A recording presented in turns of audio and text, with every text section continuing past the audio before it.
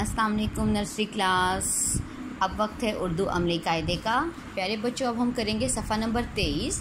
यहाँ पर आपने बनावट सीखनी है आज एक नए हर्फ की, वो है हर्फ ट। टमाटर। आप सब पढ़ चुके हैं ट के बारे में।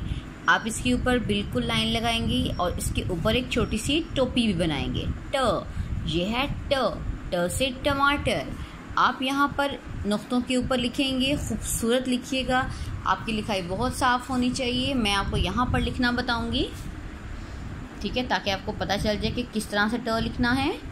यहाँ से आप नीचे आएंगे, लाइन को टच करेंगे और यहाँ से थोड़ा सा सीधा रखेंगे। ये है ट। अब आप इसकी आधी शक्ल लिखेंगे। आधी शक्ल का मतलब है उसमें ट आप पूरा नहीं लिखेंगे, ठीक है। यहाँ पे आप ट लिखिए इस तरह से, इस तरह इसके ऊपर आ जाएगा टोपी, क्योंकि हम पढ़ रहे हैं ट के बारे में। इस तरह से आप ये पूरा सफ़ा मुकम्मल करें और इसकी तस्वीर मुझे व्हाट्सएप करें।